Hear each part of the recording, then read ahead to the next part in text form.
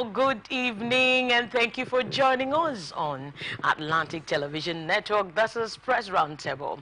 Press Roundtable is a convergence of media practitioners who dissect news and current affairs to provide the right balance. And today on Press Roundtable, we will be discussing so very many issues. Number one, we're going to look at the first one, or your state deputy police commissioner kills himself.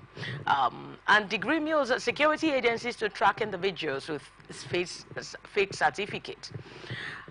And also the story is coming from Lagos State. Arrests someone KFC for discriminating against physically challenged ex-governor's son. And in Dangote refinery plans 1 million litre diesel sale to each marketer. Now we're going to embark on a very short break. When we come back, I'm going to introduce the guests we have for this evening. Stay with us.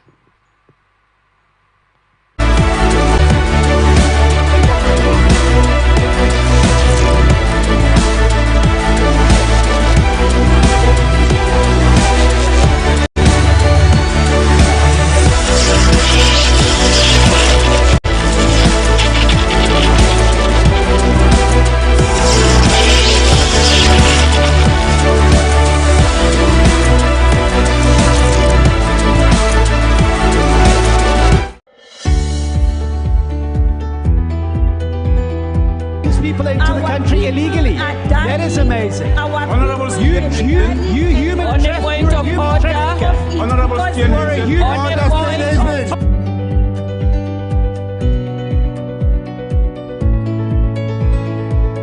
From the line across the ocean to the land beyond the mountains, through the Sahara, we bring on-spot news, live analysis, expert discussions on trending stories in politics, business, socio-economy, sports, and documentaries. So catch all the updates on the happenings around the globe. Stay focused on the fact today, only on ATN.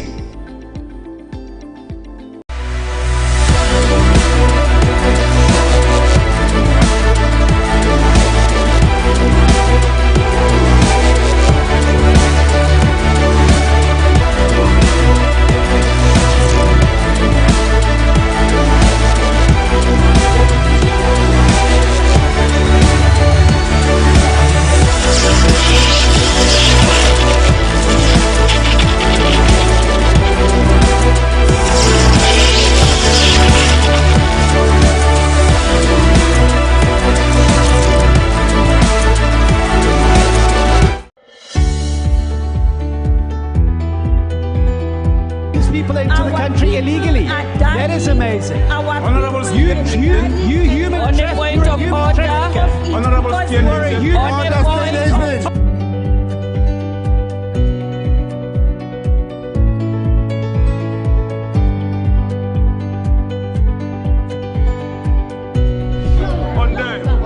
are not picking our calls. They made up their minds. So no agreement with the EU, but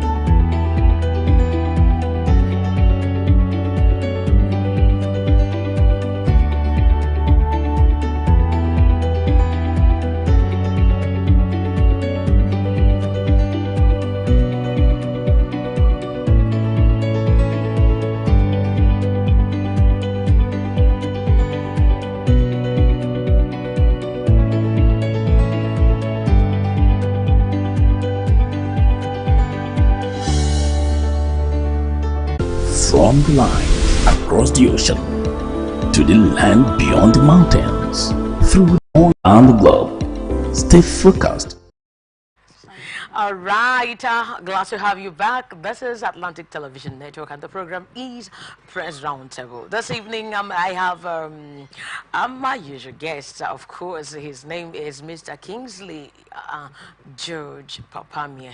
He's very right here in the studio. And I also have Marachi Samson Aja. They're both here. Good to have you today on the show. Good. Yes, you're looking good. Girl, you're looking good. I'm so happy to have you today. Thank you very much. All right. All right. My name is Angel Okoma. I'm the anchor on this program. First of all, we're going to look at the stories and, coming from your state, the Deputy Commissioner of Police serving with the Force Criminal and Investigation Department, Alabon, Lagos State Bolahan Oyedemi on Monday reportedly committed suicide in his private house in his hometown, Obomosho, Oyo State. ATN reports that Oyedemi was the aide de camp to the late former governor of the state, Adebayo Alau Akala, during his 11-month tenure as de facto governor in 2006. A source close to the family told our correspondent on the telephone on Tuesday in Ibadan, the state capital, that Oyedemi, who normally visited his hometown during the Easter celebrations, told his aides at the weekend to go to their various towns to celebrate with their family members. The source said, yes, he committed suicide. His body was found hanging in his house yesterday, that's Monday. He stays alone and he normally comes home for Easter celebrations. This time he told his aides to go and celebrate with their family members in their various homes. Only God knows what could have prompted him to commit suicide. All efforts to get the reaction of the State Police Public Relations Officer Adewale Osifeso were unsuccessful as his mobile number was unreachable. However, when contacted, the Police Public Relations Officer of FCID, Alabo DSP Eguoje Fumilayo, confirmed Oyedemi's death. Fumilayo further said the circumstances surrounding his death were still sketchy. And he said, and I quote, no one can tell specifically what the cause of his death is until an investigation is carried out. There is no official statement from the Inspector General of Police yet. And I added, so I won't be able to tell you anything about it now. No official statement is approved by the IG, she added. Now, you can see the story about a deputy police commissioner that kills himself. Well, I think this is very pathetic, and I don't know. When I was actually reading the stories, I was looking at it in the angle. Could it be from economic pressure? What could have really made this man who likes to celebrate Easter, who enjoy Easter celebrations with other people, and this time he told his aides to go home and celebrate with the family members? And according to sources, they said they'll be monitoring him. You know, they are very close to him. And I said at a point that he likes to stay alone. So I'm just trying to look at it. This is a man who is occupying a very heavy position in the country. And so I just want to come from you, Papa Mie. What do you think could be really responsible for this? Because if we say it is just an ordinary person, this is he's a military man, he's a security agent. And if we say now he's just an ordinary man, we now say, okay, probably he doesn't have anything to eat, probably it could be family pressure. So, what can you say about this?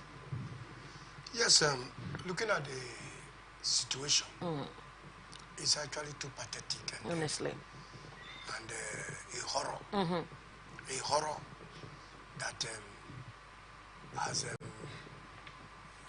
fact, caused much grief among the security forces. Because others who have seen this action would be sad. It's a sad situation, however. Yeah. But I think I look at it as a psychological problem. Okay. It could be a psychological problem where the man in question, being a senior officer, he must have gone through some secret and intelligent matters that has been bothering him. Okay. So there are many, such senior officers, they see a lot of things, they engage in a lot of things, and such pathetic situations could psychologically serve as a huge trauma to somebody like him. He's not exempted anyway. Okay. But the situation is pathetic. And maybe he must have gone over certain issues and certain actions by either him or someone else. Or maybe there's a threat somewhere And he sees that such things will not go well if he still stays alive. So I think there are so many things that could bother him. He's a man anyway, and as a senior police officer, he could fall into so many things that will bother him. But that would have amounted to him putting himself to death. I think security officers would have to learn from it and know that they need not embark on such exercises because they are not good for human life and they are not good for human endeavor. And I would want the Police Service Commission also to take their time to organize orientation and training for their officers from time to time. Yes, I mean, and counsel them on ways to handle certain psychological issues when they bother them so much. What did they do? How did they handle them? And what action did they take? That could subside their feeling and not to amount to such, public eyesore. This is a public tragedy, and the tragedy, I tell you, it bothers even me, because looking at a man who is doing well and then taking his life on his own, in fact, is an abomination. I don't think the Police Service Commission would allow their officers to continue to suffer this kind of trauma. Okay, in other words, what you're saying is this, that from time to time, yes. Let's just say those in quotes, their organs, they have to really talk to them and sensitize them on how to deal with the psychological issues. Yes. Okay, because I think that's what they do is more of intelligence. Yes. What they do, because they deal with criminals. And but let me just now come to you, Amarachi. Amarachi, I know you're going through this stories, right? And it's quite pathetic to hear this coming from the deputy senior police commissioner, committing suicide. What other factors do you think could really make this man to commit this suicide? Thank you very much. When I read about it, honestly, I don't think, from my own personal point of view, I don't think there should be anything that could make anybody to commit suicide, no matter what it is. But come to think of it, so many things have made people to do some things that are unspeakable these days, like the economic situation. Who knows? If there is pressure somewhere, maybe the family, coming from the family or any other place. Like he said, it could be from work. Maybe there is something he's trying to hide. He doesn't want to come out publicly, depending on where it's coming from. It could affect his work. So to cover it up, he decided to do that. But that shouldn't have been the best option. Suicide has never been the best option. So I can't come to terms with it. Okay. Yeah, because it's like there's nothing that could really make someone to commit suicide. Exactly. Yeah, if not that it's psychological, and it's satanic, it's demonic. Yes, it is. Because, when you commit suicide, it's a cause. It's a cause. Because, some people are suicidal. Yes. Now, let me tell you something. There's a young man where, after a meeting like this, after church service like this, I encountered a man. So during discussions with this young man, and I noticed this man is having a pressure, let me just say, more pressures from the family members. And I asked him, I just have to, and I was like, I just look at you as someone who is suicidal, do you understand? Yeah. So I started ministering to him. He said, how did you know? How did you know? He said he contemplated suicide 2 months ago, that it was because of the child, not even because of the wife. That is just because of the child. He said, I love my daughter so much. So, and I thought about how will my daughter survive? But do you know that a lot of people today are going through this? Yes. So many young men, in fact, youngsters too, are going through these suicidal, issues. So I think other than psychological problem, economic problem should also be there, and the family pressures. when you don't have anything to eat. Have you heard the story of a man some time ago, a man who was owing a whole lot of money, but because he couldn't pay it, hung himself. He committed suicide. So I think this is very pathetic. No one should resort to suicide because once you die, nobody is going to give you fitting burial. Of course. It's a cause. Yes. And some people in my place, they'll bury the person in a bush. Exactly. They reject. The person is automatically rejected. So why will anyone choose that? That's why we're saying that the police authorities, having known, that such things are bound to happen, should, through the Police Service Commission, from time to time, organize seminars, organize workshops, organize other orientations that will keep their officers alive. Because they might run into one problem or the other, they might face certain situations. How do they handle it? And if they cannot, what do they do? They should be able to give them an option that will enable them to relax their mind. I think that would be better. I think so. But even with that, with our civilians, some people will look at them as superhuman. But because they are security agencies, they are carrying guns and protecting lives and property, that's, they don't have anything to worry about. They worry. They do. They worry. After committing, or after maybe approaching, or maybe taking over certain situations and actions. Yes. They have the remorse. Yeah. They have a time for remorse. And when you have that time for remorse, it's when you begin to meditate and see the details of your action. Exactly. And you begin to feel sober about it. Some of them feel sober about it. It's just because of the fact that their job gives them what to eat. That's why they continue. Otherwise, some of them, they would have forced themselves to leave. And there are bad eggs anyway. Yes, there are bad eggs in them. Yeah. There are bad eggs in them. But at any rate, it is not quite encouraging for anyone to take his or her life. No, it's not. And this is really tragic.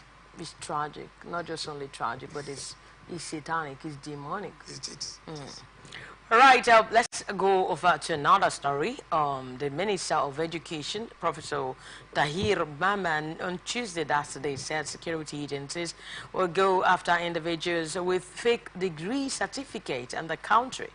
According to the minister, the individuals will be tracked after the committee inaugurated to investigate the activities of degree mayors in the country submit its reports. The Federal Ministry of Education had earlier set up an investigative panel to probe activities of degree mills following an investigative report published by Daily Nigerian, which exposed the activities of degree mills in Benin Republic. The media reporter Umar Audu reviewed how he obtained a degree within 6 weeks and proceeded to embark on mandatory youth service under the National Youth Service Corps scheme. Audu, who reached out to the syndicate that specializes in selling degree certificates in December 2022, graduated in February 2023, and was issued a Bachelor of Science in Mass Communication certificate from the École Supérieure de Gestion et de Technologies in Cotonou, Benin Republic. The report, which exposed the illegalities perpetrated by some tertiary institutions in the West African countries, forced the Nigerian government to ban the accreditation and evaluation of degrees from Benin Republic and Togo. Now, the committee was also tasked with investigating private universities in the country that were established in the last 15 years. Now, recently, the committee invited a memoranda from the public. Selected members of the committee also visited institutions in Benin Republic. Now, while speaking at the first quarterly citizens' engagement in Abuja on Tuesday, Maman said on the issue of the fake degrees, he said, and I quote, "We set up a committee and we expect them to submit their reports soon." Once the report is submitted, he said, "I can assure you that individuals with fake certificates will be apprehended. They will be tracked by security agencies." Also speaking at engagement, the Minister of State for Education, Dr. Tanko Sununu, noted that the quarterly citizenship engagement was aimed at creating awareness on the activities of the ministry. He noted that the engagement will also promote mutual understanding with stakeholders and citizens, then build and sustain public trust and improve transparency and accountability in this sector. Worthy of mention is that this engagement also aims to improve efficiency and streamline government operations by identifying and addressing bottlenecks. Now, we are talking about the agreements. Well, we had a security agency, they are going to track individuals with fake certificate. Now, if you look at the economy, if you look at this country, a lot of people have been apprehended because of fake certificate. And those with fake certificate, when you employ them, they don't give you they don't give you a better output. Of course. You know, their result is really it is questioned, and you'll be wondering whether they really go through the 4 walls of the schools, you know, to know like that they were well imparted.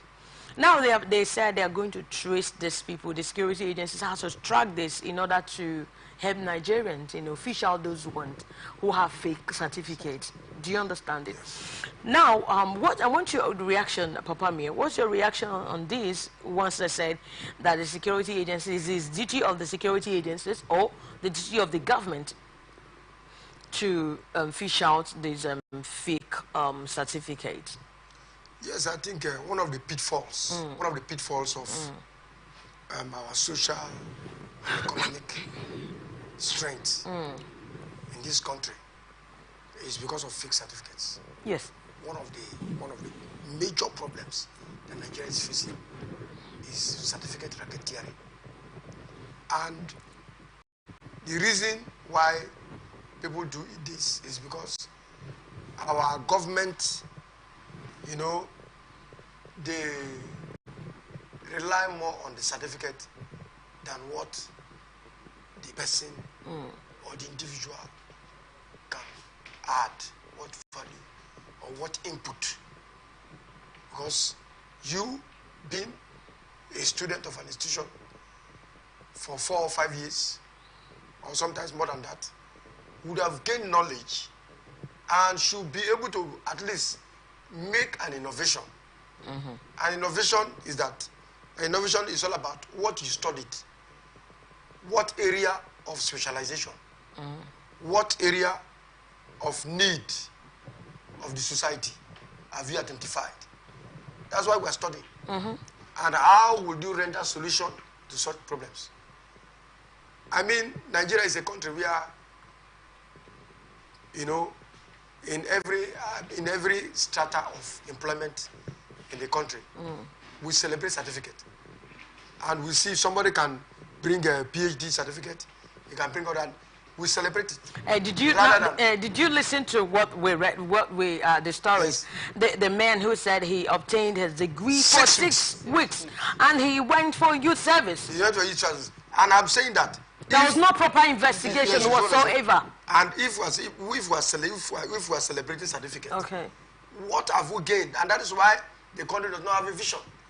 If a country has a vision, all right, and I keep saying it, that and we have values. Exactly. What are our values? You bring a certificate, fine. You have to know where you're coming from. Exactly. What you did and how did you do it. I hope you understand.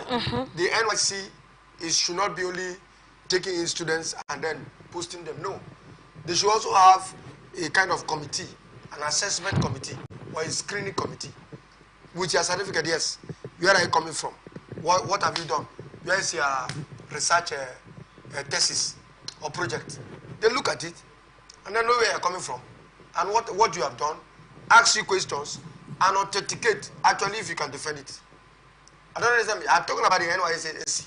If that is the place where, you know, graduates are taken in and then sent to the world, sent to the society, and after which they will go back and impact into the society. That should be the post stop. You understand me? Where they should be properly screened at the NYSC office. Properly screen these people and know where you're coming from, what have you done, and also send delegates to do other investigations and not only taking the students, even no matter the country they come from. They absorb them and then send them to various public and private institutions, and then at the end of the day, they issue them certificate. It's not enough. It's not enough because we should see our society that our graduates are innovative. Innovativeness is what this country wants. And to the extent where our universities are able to apply entrepreneurship in the various universities, that is not only sufficient for you to have a degree certificate, but add entrepreneurship to it so that you can be self-reliant. Okay? Self-reliant in the sense that, you know, you can on your own say, this is what you want to do and this is what you want to do. And I want to say that I hear the development bank is going to give loan about 150 billion naira loan. Does that mean to entrepreneurs? It's a celebration. Does that mean that, you know, if somebody is innovative and he has something to do and he is creative and he can add value to society, I think it is a measure for such development bank to give support to such person, to go into such business and create innovativeness. Look at China. They are growing with it. China is growing with it. I know of some of these Western countries. They are not after what their degree, they are after what you can do. What can you provide? What can you produce? What input can you make that will impact in society and make things happen? All right? What can the Nigerian oil do if they refine it and I don't know how they used to say it in the scientific terms. Okay. You know how to analyze it for it to make other productivity. Exactly. Now, you just talked about oil. Yes. Like, this is not really applicable in the oil and gas industry. In the oil and gas industry, you look at your skills. Okay, yes. I understand what you're talking about. Yeah. Now, they take it as a skill. They look at your skills. What can you do? Not just your certificate. That you're a professor doesn't really matter. That you're having engineering, you have 100 certificates. It doesn't matter. They will give it to you. It's practical. Yes. What do you know? What can you do? What can you do? Those in wireline, are you in mud logging, are you in directional white drilling and all of those in the oil and gas sector is what you can do, what you have acquired. And I think other people should also learn from that. What can you do? Yes, I think there's a recent development. The National Board for Technical Education has applied a system. I think I was one of those people who wrote to them. Because I see the society having a very slim chance of not helping the society. That's to say, there are some people who have the talent to make certain production with their hands, all right? And they can't even write. I don't know what they're saying. So I wrote to the international prophet. I said, look, there are people that could not do this thing, but they have the ability and they can do so many things. Why not also give them an opportunity? You know what I mean? Let them also get this skill to a higher level so they can urge them, you know what I mean, to now start reading, start writing, and develop their skill. Fine, they accepted it. And now you can, there's no more degree again. You know what I mean? Apart from the degree, which is for academics, you now have for skill, you know what I mean, people who come from, I think from school sat to PhD. The skill, you can read skill from school sat to PhD. Exactly. That's how they have done it. So in the skills aspect, there are what? There are also PhD holders who are professionals. They are professionals in the sense that what they will do, the man in the academics cannot do. Exactly. Now let me come to Amarachi. Let me come to Amarachi. Amarachi, what was your reaction on this? You know, first of all, he started by saying that the NYC has to really set up a committee to screen those people who are saying, okay, this is our certificate and we are going for youth service. Now we're talking about fake certificate everywhere. And then we delve into the oil and gas sector. We said even those people, they deal with skills. And he said he wrote to them, he wrote to the international body suggesting that they should look into people who have skills, because I think a lot of people have better skills compared to those in academics, and you know, people jettison them, they look down on them. Yes. So what's your take on this? What's your take on this? Okay. Like what he rightly said, we celebrate certificate a lot more than the skills. I've come across some people that didn't go to school, but when they do one or two things with their hands, they come out good, they come out better. Yes. So what we should do, or what the government should do, is to encourage them. Then the certificate, if you have a certificate, I think skill gives you an added advantage to that certificate that you have. Like some of the courses now that schools do as a course.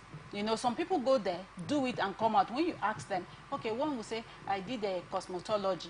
Then ask the person, come and do just a little of cosmetics or anything pertaining to it. They don't know it, but they have the certificate. I have a degree in this, I have a degree in that. But to do it practically, they don't have. But people that goes to learn those skills come out and do it better. I think we should encourage skills more, skill acquisition these days, to add to the certificate that one has. It will help us to go a long way. Okay. Yes, I think I agree with that. Okay. Because if they give more value to skills, you know what I mean? Okay. The tendency of people running to get degree certificates, you know what I mean? Will be less. Exactly. Because here, we're talking about innovation where you can have your own and employ people.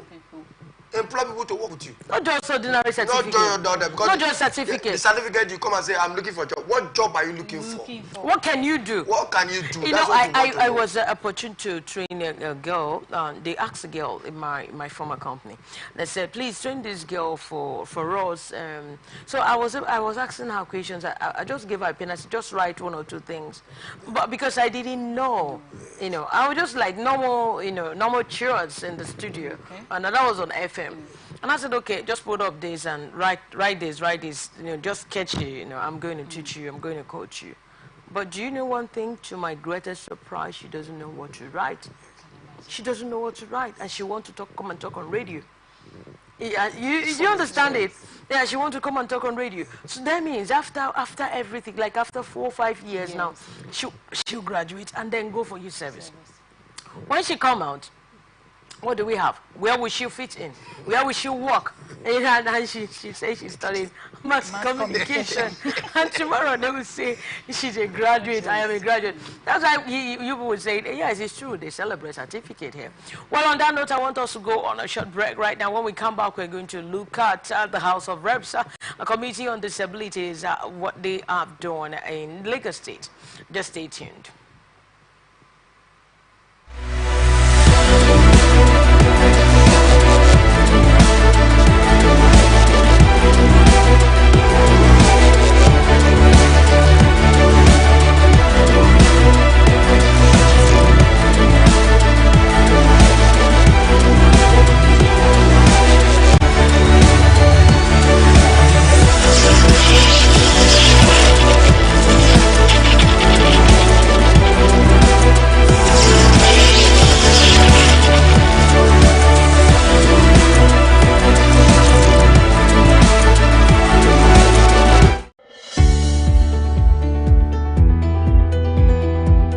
Into the country illegally. That is amazing. Honorable You human On the point of order. Honorable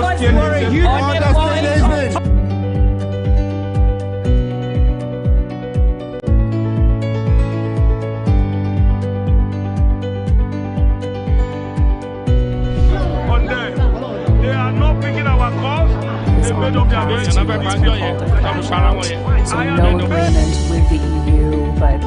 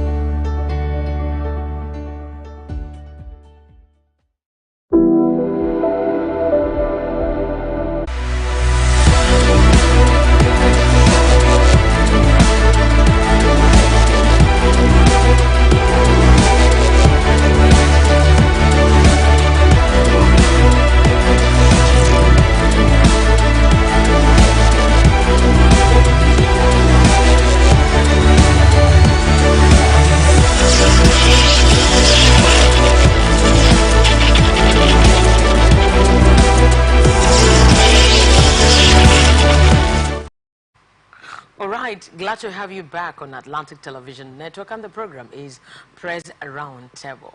Now let's look at the stories. The House of Reps Committee on Disabilities has invited the management of a popular food outlet, Kentucky Fried Kitchen, over the alleged ill treatment of Mr. Adebola Daniel, son of former Ogun State Governor Benga Daniel, and a person living with a disability.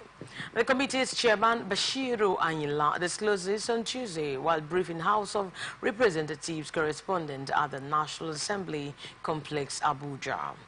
Anyila, a member of the All Progressive Congress representing Oshodi Isolo 1 Federal Constituency, Lagos State, said the committee would ensure that those found to have breached the Disability Act are punished by the provisions of the law.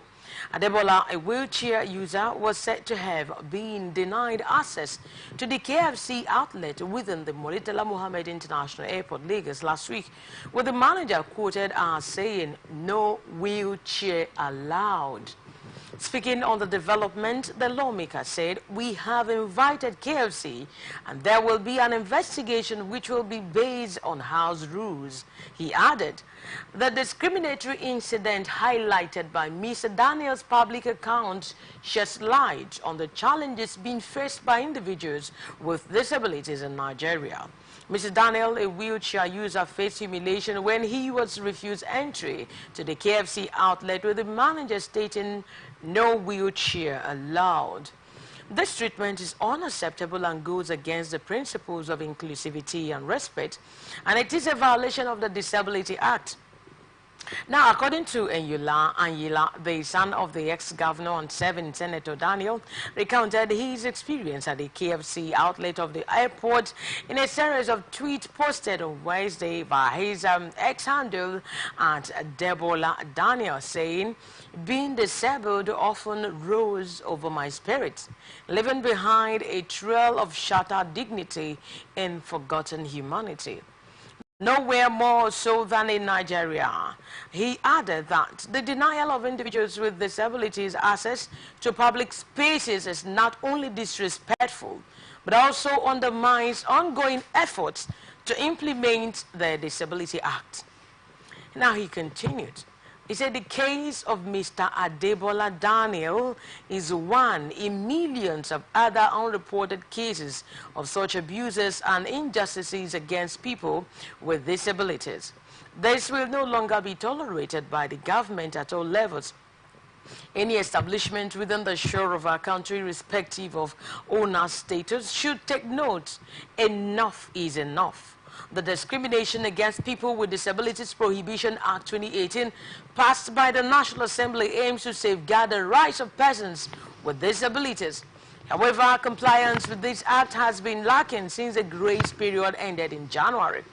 Anyila pledged the readiness of the committee to engage with communities to kickstart the full implementation of the Disability Act. Other than that, key provisions such as access to public buildings, employment quotas, and welfare promotions for persons with disabilities must be enforced to ensure their rights are upheld. Now, he later called on state government to domesticate the Disability Act following the lead of Lagos, noting that a sustained awareness of the public would go a long way in protecting the rights of persons living with one form of disability or the other.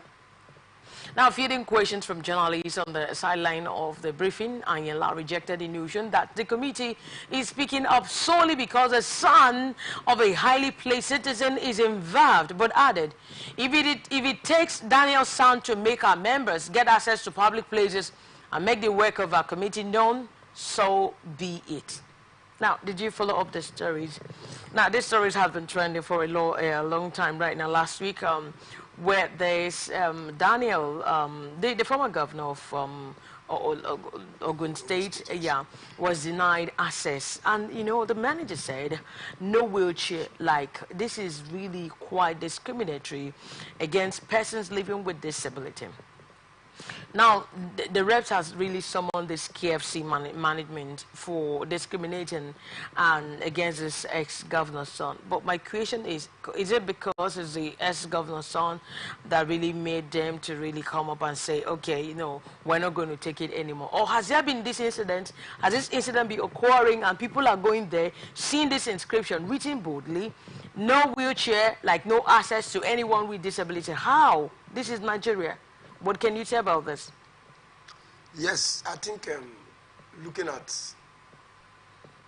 the trend of the event, one will carefully say there is order or pattern. That is, they accuse the KFC. They have the option to say their mind. Why they took that decision. That is one. Okay. You have to look at it from that aspect, that they have a cause to defend their statement, their action. Because we cannot just stay here and then look at what they have done and just speak out. It will not be fine. Because they must have their reason and they must have a statement to give to the rep, to the invitation. They must answer to the invitation. That's one. Then secondly, looking at the Disability Act and the weight of it is that it's also part of the Universal Declaration of Human Rights that discrimination is not allowed in anywhere. Discrimination is not allowed in anywhere. And if that trend is there, I think the KFC should tell Nigerians exactly what they do there. Is it for only people that are well, and is it for only people that they feel and that the other people that came that are in the wheelchair, do they see them as not human beings, or that they see them as half human beings? What do they want to tell Nigerians? So if what A has money to buy and B also has, no matter his condition, he should be allowed to get what he needs. Of course, if everybody has the access to such place to get anything, they should be privileged to have, or they should set a place aside for them. If they go in, where they will stay. I don't know whether something that would be better than giving them total. No, but the act says that they are also going to be given opportunity of employment, giving them quotas to integrate them into the society because they are human beings. It's what I'm saying. I said I took it from the angle of the Universal Declaration of Human Rights. Okay. They are also opportuned to enjoy the same right, the same privilege, the same opportunity like the normal human beings. Okay. Okay? Because some of them have skills that can surprise you, even in the dream. I'm telling you, they have such because they don't go anywhere. And they sit down. They meditate over certain things. They write certain things. Some of them they can write. Some of them they're even musicians. Some of them can even play this guitar. They have skills. Even this band, this thing, they can play it. They have skills. I'm telling you. So if such people are with us in the society, they shouldn't be rejected or neglected at all. It's only we only find ourselves in a society where, our society do not have regard for such people. That's just the reason.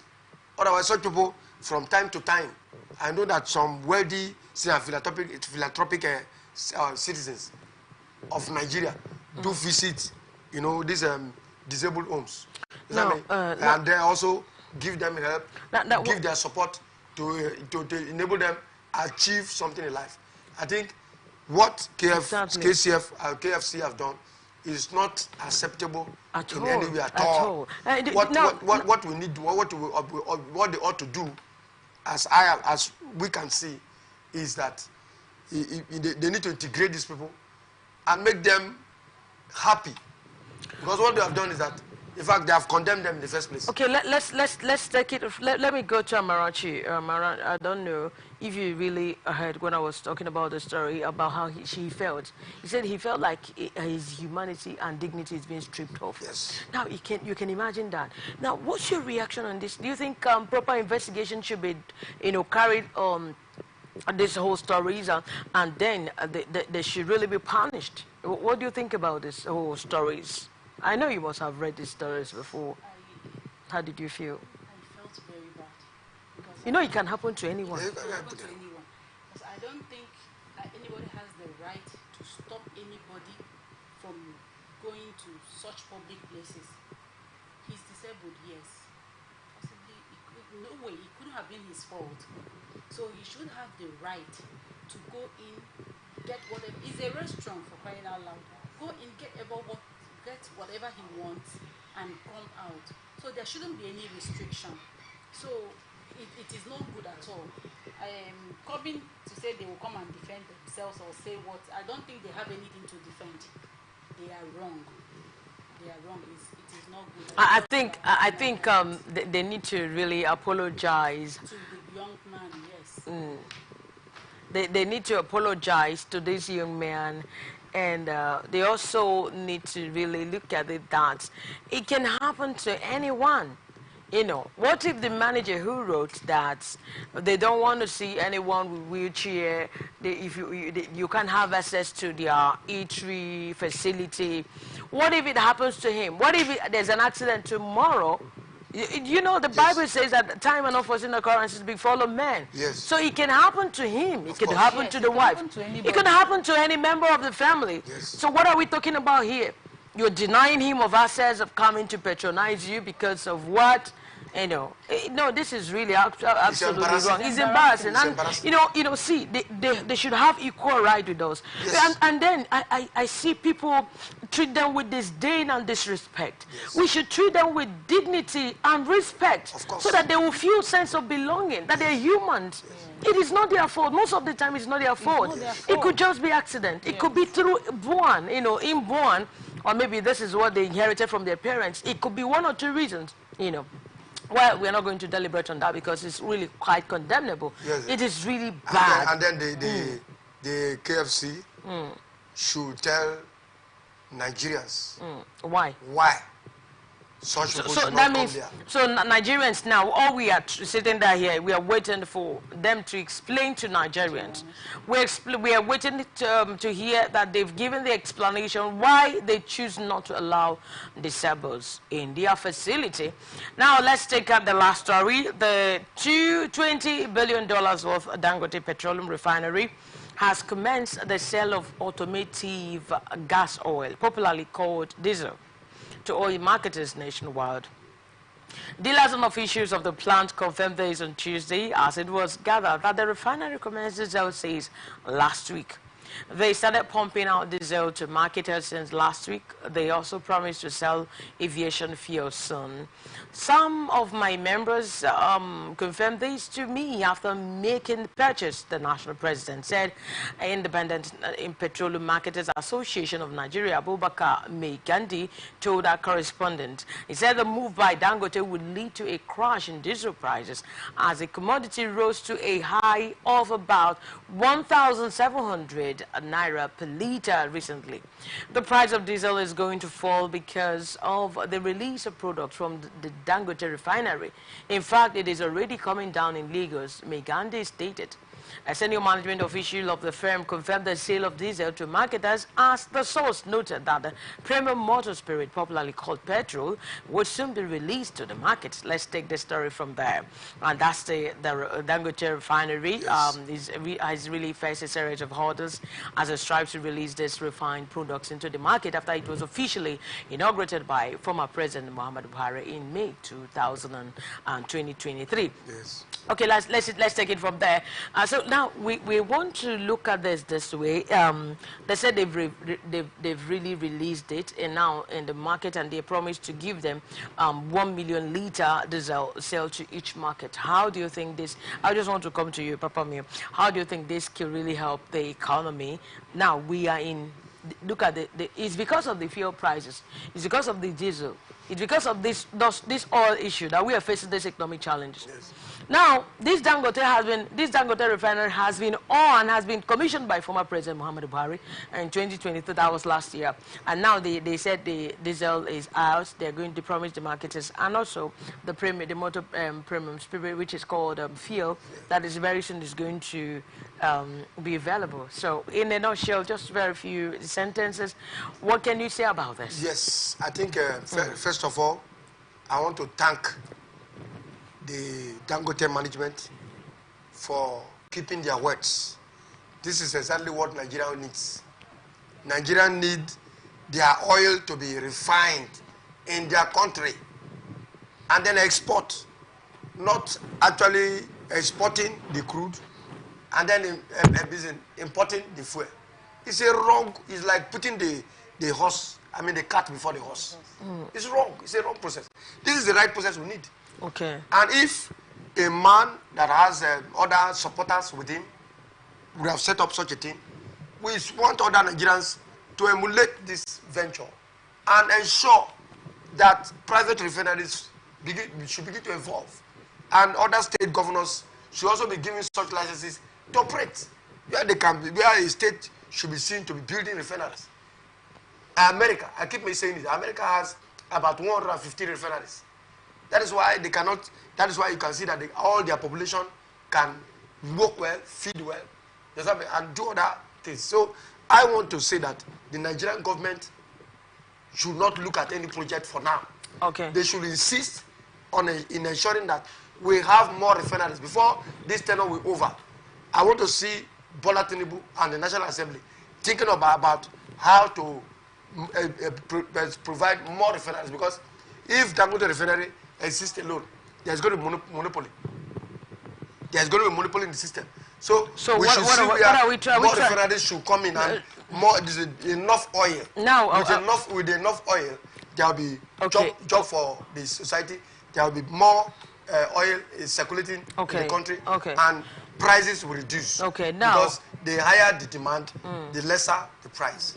Now, they also have to really look into this refinery in Port Harcourt, making sure that it's working very well. Because once it's working, this is quite indigenous. Of course. You know, it's our own, so that we can at least heave a sigh of relief for once. Okay, so I think it's quite commendable on the part of Dangote refinery and making sure that we are having diesel now, and they have promised that we're going to have petrol. So to me, I said it's quite. It's a complete process. As I want to come to Marachi. Marachi, what's your last word to this refinery, this Dangote refinery going on right now? It's a good thing. It's really a good news, because when we have it indigenously like this, it will make our country to work more effectively, and it will help the economic situation of the country. I think it's a good thing. Yeah, it's going to relieve us of this problem of diesel and gas. Yes, because once we have all this available, no one will be crying.